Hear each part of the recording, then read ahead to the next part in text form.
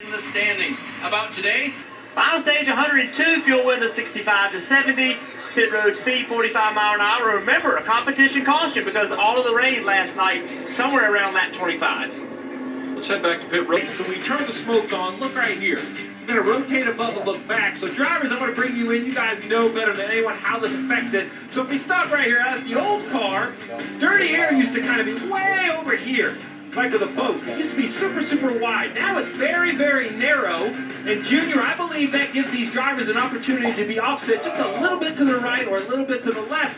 Find that air to their nose of their car and be able to make a pass. Yeah, one of the best examples of that was right here earlier this year where Kurt Busch was able to just offset a little bit to the left of Kyle Larson and make the pass for the win. We're racing in the Heartland.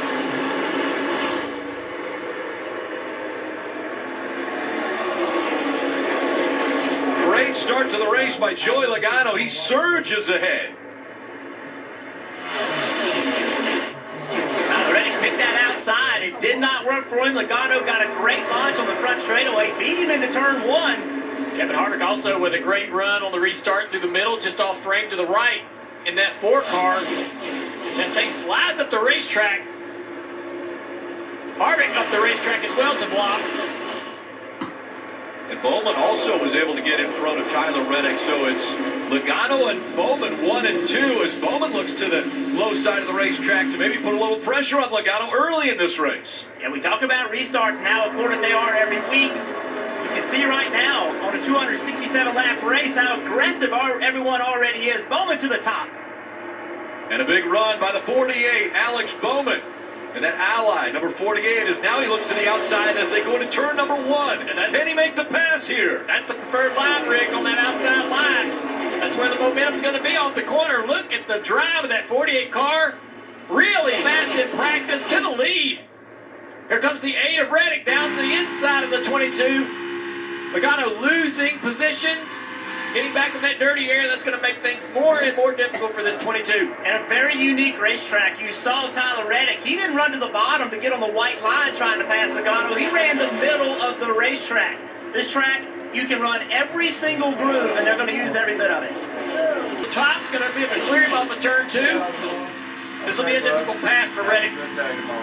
Pace. And I think we're all surprised when he showed up quick in practice, and it seems to be transitioning over to the event. Hopefully they can maintain this speed in the 48 car throughout the day. See a couple cars already going a lap down. JJ McLeod, JJ Yeley. Cars are going to come out any moment now. You're right here when they get back to the line. Right here, Alex Bowman out on the job. Like, man, you're going to work out for the workout.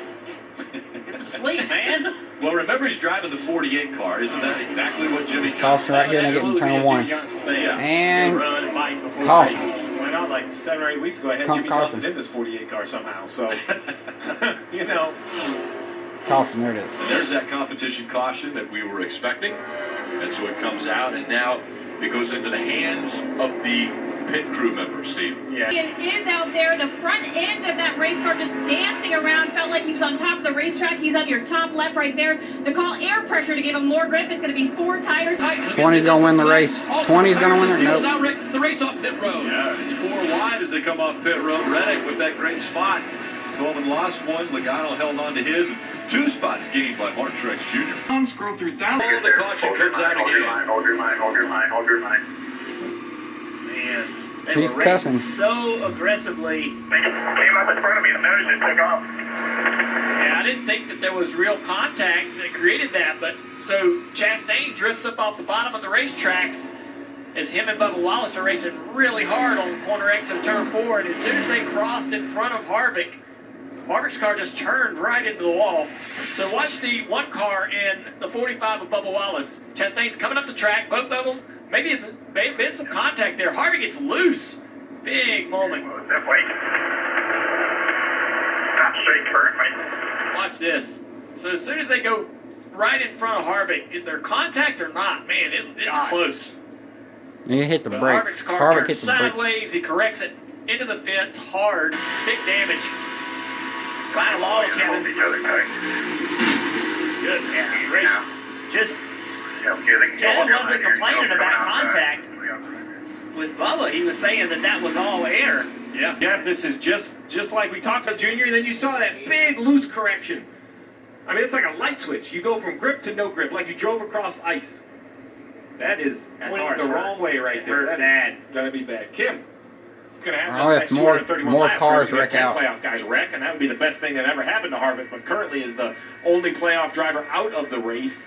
He came in 16th. He's still going to be 16th. The question is, who else is going to follow them with mistakes? The 11 of Denny Hamlin. We talked about interference on pit road. So what is interference? Basically, we used to say you can roll your tires, but they kind of had to stay in control. Now 11, both right fronts. We pause it right there.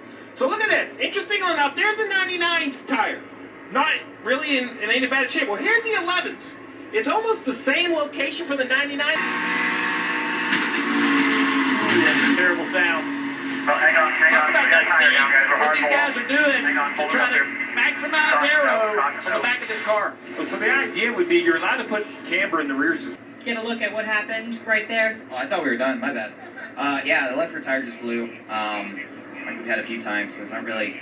Well, I guess if Fontana was able to save it, we got ran over, but there it snapped at the worst possible point. We just killed the wall, broke the upper control arm on the right front. So yeah, our day was over. We leave it with not a lot of points, so we're gonna fight hard at Bristol. Did you hit the wall before it happened or after? Come on. No, I blew the tire and then I hit the wall. All right, there's Tyler's story. And pit stops taking place now. As And you see everyone on pit road.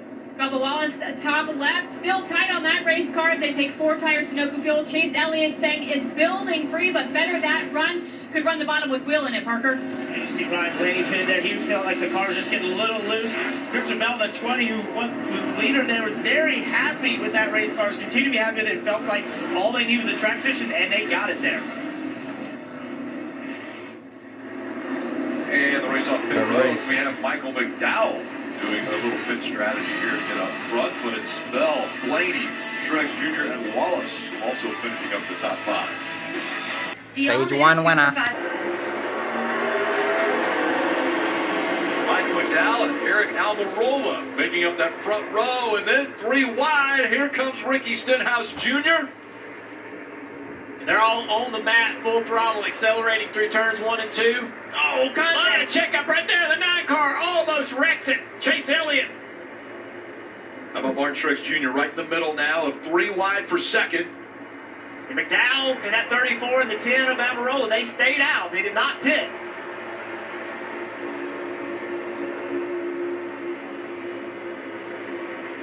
You're instantly going to see what new tires look like as the 19's going to turn to the bottom, and with those fresh Goodyear tires drive right by McDowell on those 2